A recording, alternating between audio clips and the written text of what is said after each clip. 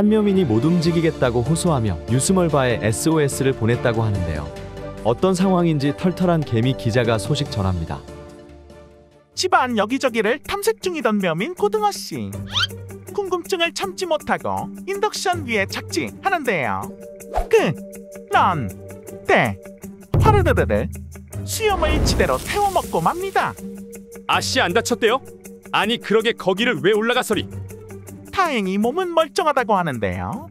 살림살이를 태워서 미안하다고 집사한테 석고대죄에도 모자랄 판에 못 걷겠다 하고 냅다 들어누웠다고 합니다. 아이고, 내 이제 못 움직인다. 그저 몸에 있는 털 중에 긴 털. 수염 하나 태워 먹었을 뿐인데 움직이지 못한다니. 그게 무슨 소리일까요? 에헤맴, 당신들 묘민을 너무 몰라도 모르네. 그건 양박사나 이바론이 알려주겠다오. 묘민의 수염은 그저 그런 긴 털이 아니다오. 묘민의 수염은 신경이 밀집된 아주 정밀한 것이다 이 말씀.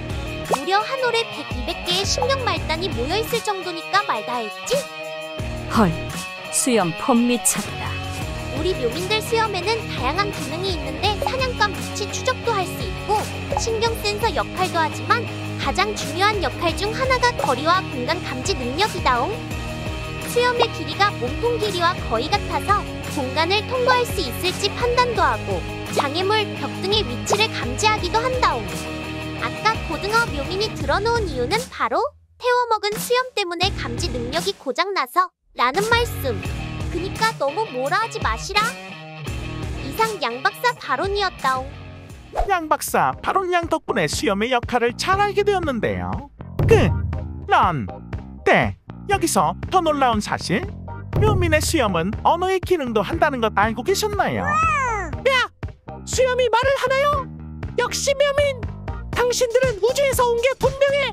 네, 수염을 사실 움직일 수 있거든요. 움직이는 정도에 따라서 감정이 드러나는데 보통 앞으로 이렇게 쭉 뻗어 있을 때는 되게 기분이 좋거나 흥미로울 때, 뒤로 처져 있을 때는 좀 겁먹는다든지 공포감을 느낀다든지 그럴 때 그런 형태를 보이고, 아래쪽으로 좀 내려가 있을 때는 좀 지치거나 기운이 없거나 이럴 때 그런 형태를 보입니다. 그래서 사람만큼 얼굴 표정이 다양하지는 않지만 수염을 보면 기분이 어떤지 좀 알 수 있죠. 리얼 허거덩거덩거스 대박 신기하다. 근데요 선생님, 우리 견민들 수염은 뭐 특별한 기능 없나요? 개들은 사람 수염이랑 비슷해요. 그게 있다고 해서 거기서 얻는 정보가 크지는 않거든요. 털에서 오는 그런 자극들을 빨리빨리 캐치해주고 해야 되는데 그런 센서 자체도 부족하고, 그러다 보니까 이제 수염에 대해서 강아지들이 크게 의존하지를 않고 후각이 워낙에 뛰어나거든요. 후각을 이용해서 그 이상의 정보를 얻을 수 있기 때문에 고양이만큼 개들은 수염이 중요하지는 않습니다. 신비롭고 특별하기까지 한 묘민의 수염. 그래서 요즘 집사들 사이에서 반려묘민의 수염 콜렉트하는 것이 유행이라고 하는데요. 특히 한 달에 한두 개 정도만 자연 탈락되기 때문에 묘민의 수염은 기적의 레어템 수준이라 집사의 수집 욕구를 마구마구 불러일으킨다고 합니다. 어디 없나? 어쩔 수 없지. 에잇. 집사님들, 묘민 수염 모는 거 다 좋습니다. 그치만 묘민의 수염은 아주 중요한 것이기 때문에 뽑거나 다듬는 행위는 절대 금물입니다. 가까이서 관찰하는 걸로 대리만족하시고 혹시나 바닥에서 발견했다 하면 그때 줍줍하시길 바라겠습니다. 이상 털털한 개미 기자였습니다. 다음 소식 전해드리기 전에 가족을 찾는 안타까운 사연 먼저 보고 오겠습니다. 이 얼굴을 유심히 잘 봐주시길 바랍니다. 2025년 5월 2일 전북 전주시 태평동 전주초등학교 인근에서 실종된 베르의 행방을 알고 계신 분을 찾고 있습니다. 전체적으로 검은 모색의 쫑긋한 귀, 가슴에 흰 털이 특징이며 의상은 착용하지 않았다고 합니다. 겁이 많은 편이니 억지로 잡으려 하지 마시고 아래 번호로 연락 부탁드립니다. 태평동에 거주하시는 분들은 베르의 얼굴을 다시 한번 잘 봐주시고 베르를 보호하고 계시거나 목격하신 분은 아래 번호로 영상, 사진과 함께 연락 부탁드립니다. 무려 10년 만에 동물농장에 등장한 귀여운 새끼 동민들이 있다는데요. 이번 주 동물농장에서 웃음과 감동 모두 전해줄 그 친구들은 과연 누구일지 김갱식 개미가 소식 전합니다. 지난 4월 동물농장 방송 이후 화제의 중심으로 떠오른 이동민.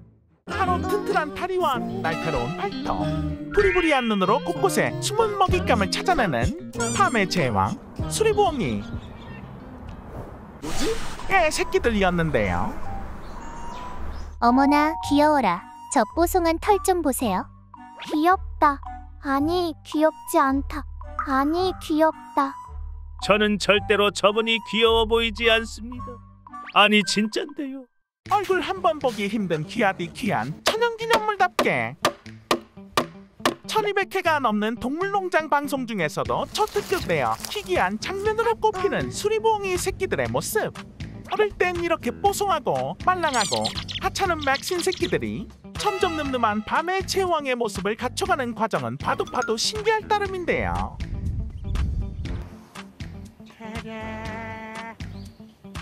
게다가 지난 방송에선 어느 날 갑자기 연고도 없는 아파트 12층 화단에 나타나 둥지를 틀고 밤낮으로 육아까지 하는 수리부엉이 부부의 모습에 많은 동민들이 감동의 메시지를 전했습니다.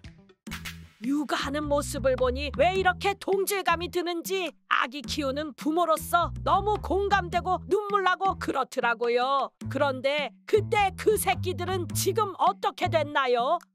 그래서 이번 주 동물농장에선 2016년 5월 이후 무려 10년 만에 다시 등장한 수리부엉이 육아 장면을 1시간 동안 특별 편성했다는데요. 맘마미야, 이거 무조건 본방사수. 그래서 이거 언제 방송되는 건가요? 그래서 저 개미 기자가 예고편을 가져왔습니다. 뽀송한 시절을 지나 어느덧 둥지를 떠날 날을 앞둔 수리부엉이 새끼들과 이들을 지켜보는 부모의 모습. 그리고 이 상태에서는 이소를 못합니다. 이소를 못해요. 이소 중인 부엉이 형제에게 닥친 갑작스런 상황. 과연 수리부엉이 형제는 무사히 자연으로 돌아갈 수 있을까요? 이번 주 동물농장에서 확인하세요.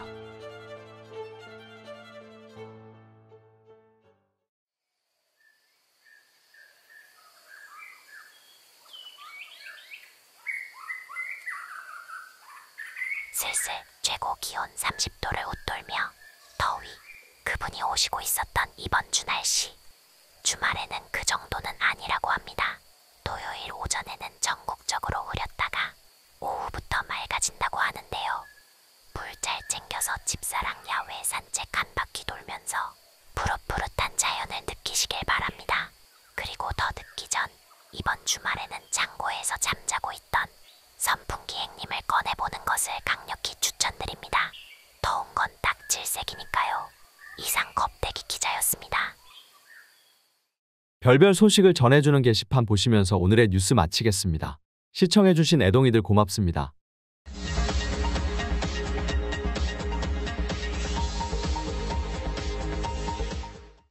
한식 줄까?